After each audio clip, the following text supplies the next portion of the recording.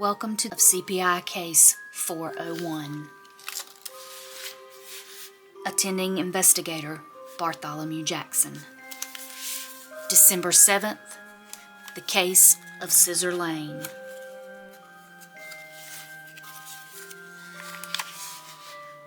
December 8th, the library. Upon arriving at the library, I began my investigation. Mrs. Spinner showed me the cabinet at the center of the mystery. It was a rather large piece of furniture made of oak. The top section was made of glass. Inside it housed a large, leather-bound ledger that was maroon in color and had gold leaf tooling. I examined it and found no way to access it without a key. I further researched the library and found no way in except the same front entrance that I used when I arrived. December 9th, the mystery. Each morning, the ledger would be found laying open and always to the same page. A list of children's books that had also just recently appeared to have a gap in inventory. The missing inventory in question is a book, Evelyn's Christmas. A candle was also in question. It would appear lit and on the glass case. Each day, Mrs. Spinner would close the ledger and return the candle to its rightful place across the room behind her desk, only to find when she returned to work the next morning, the ledger would be open and the candle would be lit on the case, and it never seemed to have melted. December 10th, suspects. Mrs. Spinner, the librarian. Mr. Burlington, the library manager. Mr. Pry, the caretaker. Clues. A copy of A Christmas Carol with an old smudge on the cover.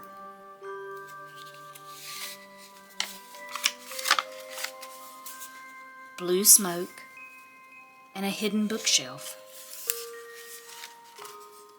Catalog of cards and an address, Pinhole Closters. December 11th. Conclusion.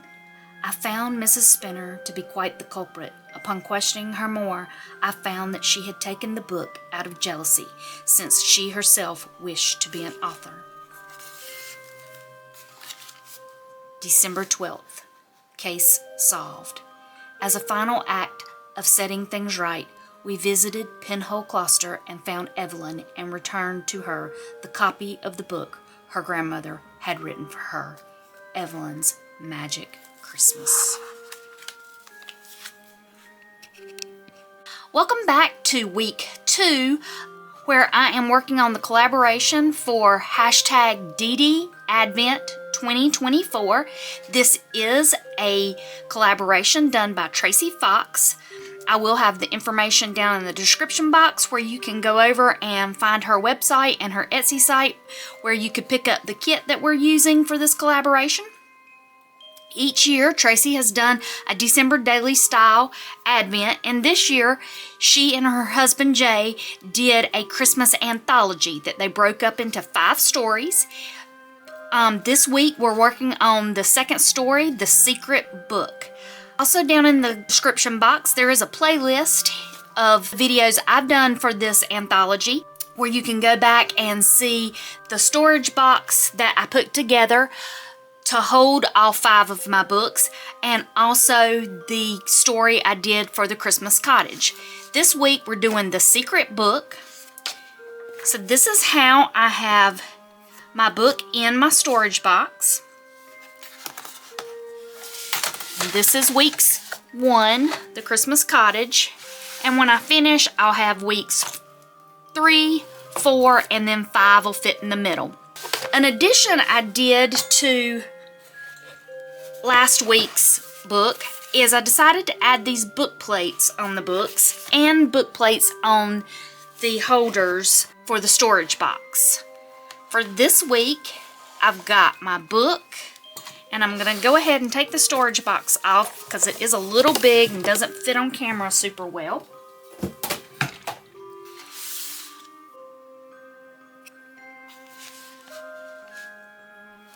thoroughly enjoyed these CPI cases that Tracie and her husband Jay have done.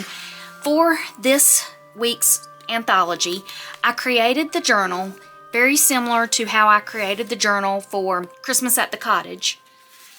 I did the 5-hole pamphlet stitch in the center, and this time I just did the actual pages for the story and a few pictures. I did not add any embellishments in book for the story. I left that just so you could read the story and follow along with the case file. For the case file, I created my case file using the same cover that I did with the books for the anthology. I used one of the images to create a label for the case file and then stamped my case number and did some extra stamping for the file folder. To make the case file, I used coffee dyed paper and metal fasteners. I used one of the pictures from the kit of who I thought was Bartholomew Jackson, and then I added in my stamping as an identification information for him being a member of CPI. On the first page, we've got the first case, the date December 7th, when it was filed, what the case is, picture of the library, and who filed the case. And then on December 8th, we've got the library, pictures of what I think the library would look like. More pictures of the library and the picture of the case where the actual ledger is. That's part of the mystery. I did some stamping with some of the Tim Holtz file stamps to make notes like they were being filed for the case. And then for December 9th, I've got more pictures of what I thought the ledger would look like, the image of the candle, and it talks about that this is the heart of the mystery. Got Bartholomew's notes, Bartholomew doing his research in the library along with the candles. How he's telling about the mystery, how the candle shows up, and how the ledger is always opened. And then for December 10th, I've listed out the suspects for the case and pictures of what the library would look like.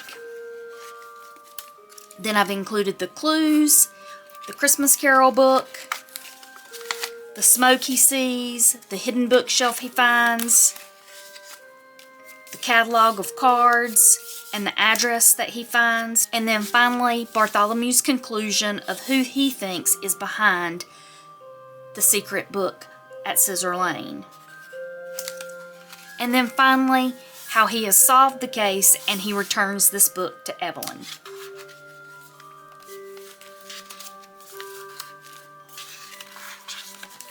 I hope y'all are enjoying this Christmas anthology.